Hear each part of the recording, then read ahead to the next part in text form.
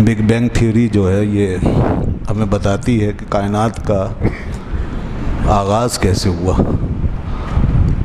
دنیا کی تخلیق کی ابتدا کیسے ہوئی، یعنی یہ کائنات کیسے بننا شروع ہوئی، اور ابتدا میں موجودہ شکل سے پہلے اس کی کیا حالت تھی، اور پھر اس کے اندر کس طرح ایک چینج آیا اور وہ چیز پھیلتے پھیلتے کائنات بن گئی۔ تو آئنسٹائن جو تھا اس نے یہ کچھ ایسی چیزیں بیان کر دی، اس کے نظریات نے دنیا کو یہاں تک پہنچا دیا، اور بگ بینگ تھیوری اس کا کارنامہ قرار پایا۔ بگ بینگ یعنی ایک کائناتی دھماکہ، بہت بڑا ایکسپلوژن، یہ ہے وہ۔ تو کامیابی ہے، اس میں کوئی شک نہیں، ایک بڑی کامیابی ہے اس دور کی اور آج کے علم کی کہ وہ یہاں تک پہنچ گئے۔ تو انہوں نے یہ کہا کہ ابتدا میں یہ ایک بہت بڑا مادے کا گولا تھا، ایک جوائنٹ میٹر، بہت بڑا، بگ میٹر، سپر میٹر، جو بھی کہیں آپ، بہت بڑا ایک گولا تھا جو اپنے اندر بالکل پیبست تھا اور بالکل بند، اور ہر جز اس کا دوسرے میں ملا ہوا، جس میں نہ کوئی سوراخ تھا نہ ہول تھا۔ اس کے مرکز میں اس کی گریویٹی تھی،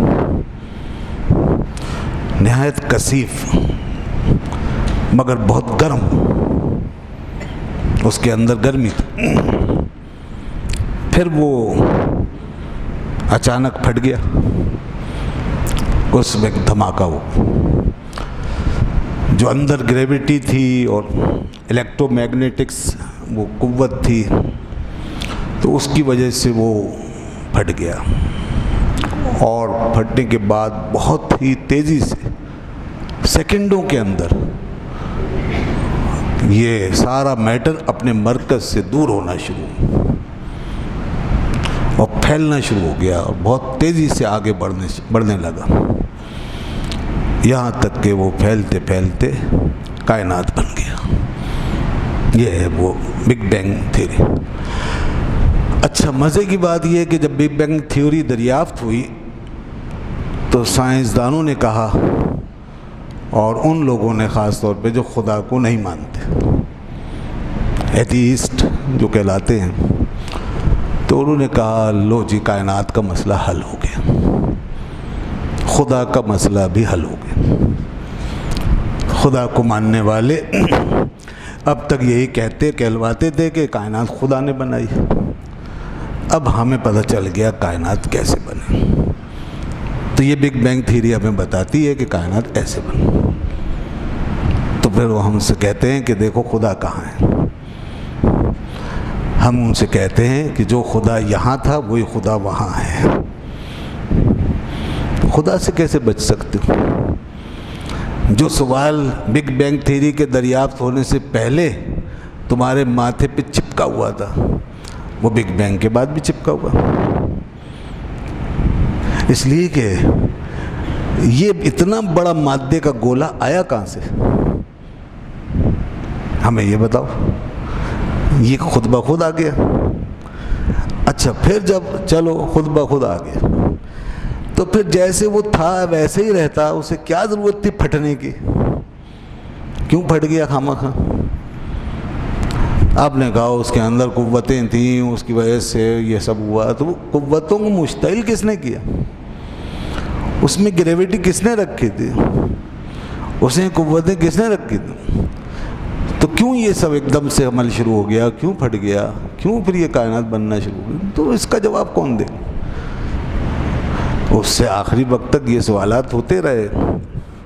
کیا نام ہے اس کا جو ابھی سائنسدان بہت ہوا ہے، اسٹیفن ہاکنگ، اس سے آخری وقت وہ نہیں مانتا تھا نا، اس نے کہا جی یہ کشش ثقل تھی، اس وجہ سے یہ کائنات وجود میں آئی۔ تو کشش ثقل جو ہے، گریویٹی، وہ کس نے پیدا کی؟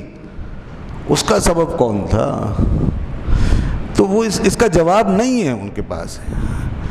پھر وہ بالکل ایک ایسی پوزیشن پہ چلے جاتے ہیں جہاں پورے وہ خود نان سائنٹیفک ہو جاتے ہیں. سائنٹیفک ہو کر چلے تھے مگر یہاں پہنچ کے نان سائنٹیفک ہو گئے.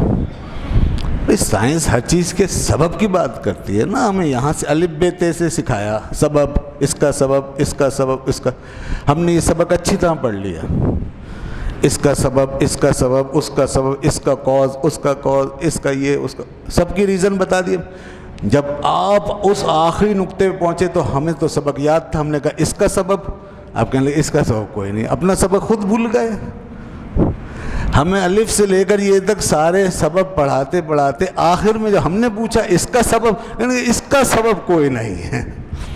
تو اگر اس کا سبب کوئی نہیں ہے تو وہ بھی سارے سبب کوئی نہیں ہے. پھر تمہارا سارا سبق ہی بیکار ہو گیا. پھر پہلے کہتے تھے ہر چیز کا سبب ہے، تو پھر اس آخری سبب پہ پہنچنے کے بعد بھی تو کوئی سبب ہوگا. وہاں سبب کی نفی کیسے ہو گئی؟ وہاں سبب کہاں چلا گیا؟ تو ان کو وہ سبب کبھی نہیں ملے گا. اور یوں سائنس ہمیشہ آدھا سفر کر کے کھڑی رہے گی اور دنیا کا علم ہمیشہ نامکمل رہے گا. اللہ نے اس سفر کو مکمل کر دیا ہے. اس لیے ہم کہتے ہیں مذہب سب سے بڑی سائنس ہے. مذہب جو ہے سب سے بڑی سائنس ہے اور مکمل سائنس ہے. مذہب کی پوزیشن یہ ہے کہ اگر 100 میٹر کی ہائٹ ہے تو مذہب 100 میٹر کی ہائٹ پہ کھڑا ہے، سب سے اونچی چوٹی پہ کھڑا. اور سائنس 50 میٹر کی ہائٹ پہ کھڑی. اس لیے مذہب کی نظر میں سائنس کا علم ہمیشہ ادھورا ہے، نامکمل ہے. جب تک آپ مذہب کو نہیں مان لو گے اور اس سے رہنمائی نہیں لو گے، آپ 100 میٹر کی ہائٹ پہ نہیں پہنچ سکو. تو دنیا کو ہم مذہب کے بغیر چخمہ دے رہے ہیں کہ ہم نے ساری ہائٹ طے کر لی، ہم سب سے بلندی پر ہیں، ہم سب سے اونچے ہیں، سب سے آگے ہیں. سب سے آگے آپ نہیں ہو سکتے. سب سے آگے مذہب ہے. سب سے آگے مذہب کی بات ہے اور مذہب کو ماننے والا وہ سب سے آگے ہے. اللہ کو ماننے والا وہ سب سے آگے. اور وہ اس وقت سے آگے ہے جب دنیا میں سائنس کا لفظ بھی کسی نے نہیں سنا ہوگا. جب اللہ نے پہلی وحی نازل کی اس وقت سے مذہب پر یقین رکھنے والا اس پہلی وحی کی برکت سے قیامت تک آنے والے لوگوں میں، اس بھاگ دوڑ میں، اس تگ و تاز میں جتنے بھی لوگ آگے سوار ہونے والے تھے، وہ پہلا شخص اللہ کی وحی کی روشنی میں سب سے آگے نکل گیا تھا. یہ سارے اس کے پیچھے ہیں. یہ حقیقت. اس لیے اللہ نے ہمیں بہت پہلے بتا دیا. بگ بینگ تھیوری آج آپ اس کو نام دے دیں یا جو بھی نام دے دیں، اللہ نے بالکل وہ حقیقت کھول دی کہ کائنات کیسے بنی. یہ ہمیں بہت پہلے بتا دیا گیا، اب دریافت ہو رہا ہے. فرمایا اولم یر الذین کفروا ان السماوات والارض کانتا رتقا. یہ سورہ انبیاء میں 17ویں پارے میں یہ آیت آئی ہے آج. کیا یہ کافر لوگ نہیں دیکھتے کہ یہ آسمان و زمین یہ دونوں کے دونوں ایک جوائنٹ میٹر تھے؟ رتقا.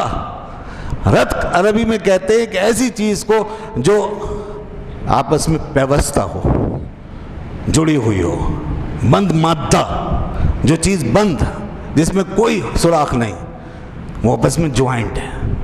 ایسی چیز کو ٹھوس جوائنٹ میٹر کو رتق. رتق کی معنی بتا دیا نا کائنات کیا تھی. فرمایا کائنات ایسی تھی، ہم نے اس کو اس طرح بنایا ہوا تھا. تو اب وہ جوائنٹ میٹر، اس کے بعد دوسرا لفظ آیا ففتقناہما، پھر ہم نے اس کو پھاڑ دیا. آگے ایکسپلوژن. یہی بگ بینگ. پھاڑنے کا لفظ ہے قرآن میں. فتح کہتے ہیں پھاڑ دینے کو، کسی چیز کو قوت سے پھاڑ دینا. تو یہاں تک تو پہنچ گئے کہ میٹر بھی تھا، پھٹا بھی تھا، مگر بس یہ نہیں مانتے کہ میٹر بنایا کس نے تھا اور اس کو پھاڑا کس نے تھا. اللہ فرماتا ہے ہم نے کیا تھا یہ کام. بس یہاں ہمارا علم مکمل ہو گیا، ہم اس کے قائل ہیں. اور سائنس کا جو آخری سوال ہے، سائنسی طریقے سے ہی جو چلے تھے ہم کہ سبب ہر چیز کا سبب، ہر چیز کا سبب، تو مذہب نے سائنس کی آخری کڑی کو پورا کر دیا کہ آخری سبب اللہ فرماتا ہے میں ہوں، میرا امر ہے، میرا فیصلہ ہے۔ اب سنیے اللہ کی دنیا کی